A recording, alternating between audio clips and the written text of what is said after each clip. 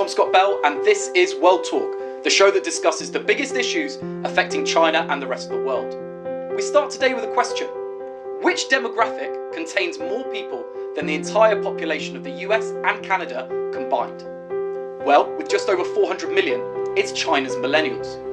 Joining me to discuss this and more is consultant and former finance analyst at the World Bank, Ms. Kelly Jiang, and author of Young China, How the Restless Generation Will Change Their Country and the World, Mr. Zach Dykewald. Both are also millennials. Everyone, welcome to World Talk. So, we're going to kick off our story about Chinese millennials by looking at the sheer size of them. China has 417 million millennials, 5 times more than we have in the United States. And like you said, more than actually the population of the United States and Canada combined. So it's an enormous population. China actually doesn't define the group as millennials. In Chinese, it's 千禧一代. China divides its generations on the decade. So you have the post-80s generation and the post-90s generation. Those two combined make this massive group of young people who are really changing the way that China is seeing itself on the world stage. Kelly, so this is your generation. Yes. How would you characterize your generation? I'm actually the late 80s. I think for us, we are more like hardworking, and also we need to work hard to feed our family and kids. And for 90s generations, I think they are more open-minded. They are more freedom to choose what they are happy about. In the West, we often hear how hard Chinese students work. But really, Kelly, what does that actually mean, working hard? This means really hard. Actually, we study very hard from the morning to the night, and because we need to face the pressure of the final exams, so we actually go to a lot of after-class teaching course. From my own experience, Yeah. I felt it was a way for my parents just to drop me off, so they could go have fun or go do something. It wasn't necessarily an educational point of view. Zach, what did you see from Chinese students working hard? The project of childhood in China is fundamentally different than what we have in the West. So when I was growing up in California, I'm from California, in a suburb of California just outside Berkeley, and I was at swim practice in the morning. My peer in China was studying. After school, when I was on speech and debate team, my peer in China was studying. If you were the captain of the football team, both American, European, what have you, whenever you were at practice, your peer in China was studying.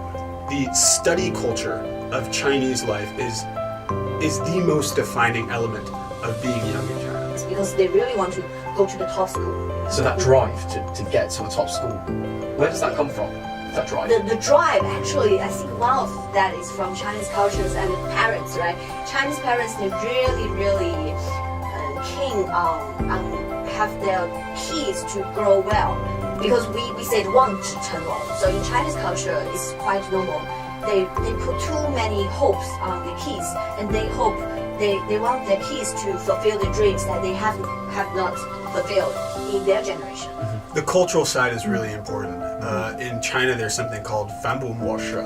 It means the return and feed model. It's the relationships between generations, 代际关系, so the relationships in between generations. The idea is that the return and feed model refers to a nest. So like mama and papa bird feed a child, feed baby bird often until the baby bird's a little bit older and ready to go out on their own. To actually start a family, that's usually when the cutoff is. Shove baby bird out of the nest once they're ready to start their own family, with the expectation then that the baby bird, when the mama and papa bird are older, comes back and takes care of them. Right. Which is a system that worked really well until very recently.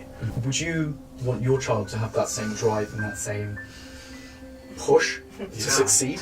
What do you think? Is the Chinese model the Western model? Yeah, no, that's a tough question. So I would combine the Chinese model with the Western model, because I think both have their good things to highlight. You know, I honestly think Kelly's exactly right. There's some combination of the two. So, when you were growing up, Kelly, Yes. what was this Chinese dream? What did you want to do? When I grew up later on and educated, my eyes opened up. So I want to make some bigger dreams. And after I have been working in World Bank for a couple of years, I have my own mission, right? My mission is really, as one of the Chinese, I really want to help my nation to grow better and become more and more strong. That's my current dream. Compared to Western probably Western people, they don't have a much clear goal what they want to be in the future, what exactly they want to have. So that's why when you look back, they have less pressure. Right. So you think this ambition, and you talked about this earlier, that lack of, or not lack of drive, but less drive, Yes.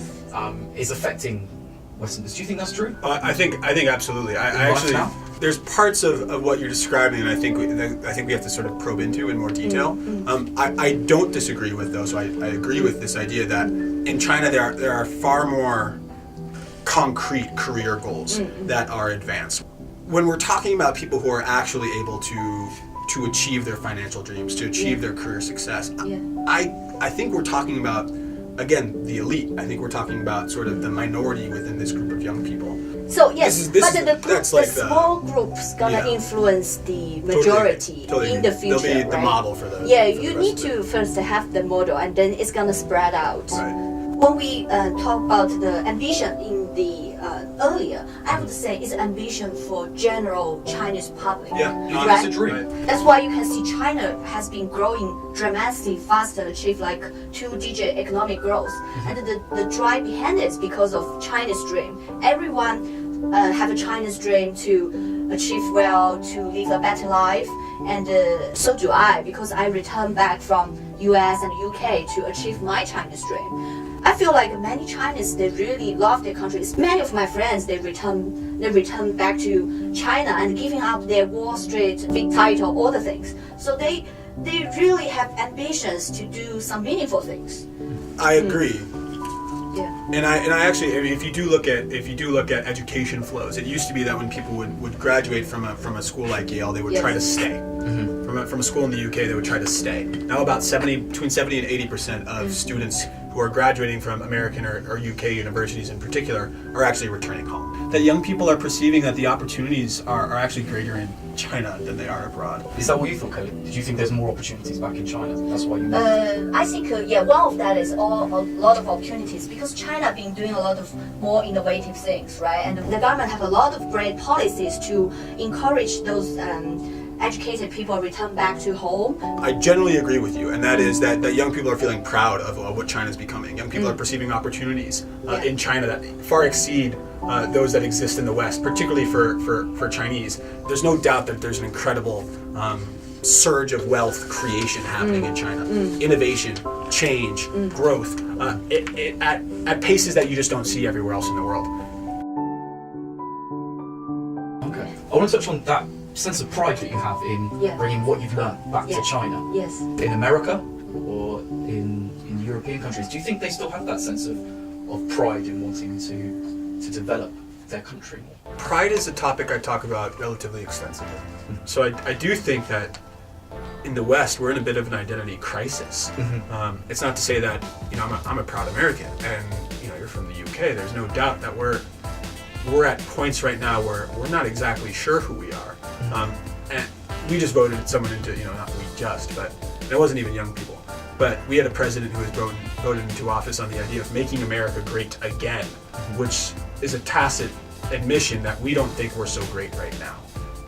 My friends in China, a lot of young people in China believe that their country is becoming great now at a pace and speed, or at a pace and scale unprecedented in modern history. I can totally agree with that. In the UK with Brexit, the whole idea is that we leave the European Union so we can almost become great again as well. Yeah. And it's almost like we have lost this identity. We're also trying to gain it back. I think we're increasingly confused about what our role is on the world stage, and this idea, particularly in America, of American excellence is being called into question at a time where this sense of Chinese rise and surge is really challenging our what used to be probably an overstated sense of excellence, or at least an untested, to a certain extent, state of excellence. I want to look at how Chinese millennials see their role in the world. What's China's role in the world right now? I have been working for the World Bank Group for 4 years, so I actually have a global exposure of how China have been progressing in the global world. For example, we are the top 3 countries with huge capital injection in those international organizations. We put actually billions of billions money in the international organization like World Bank Group, and those money has been distributed and invested in many emerging markets. We have been contributing more and more for the whole globally. Do you think China needs to be, and you're proud that China would be building something like this?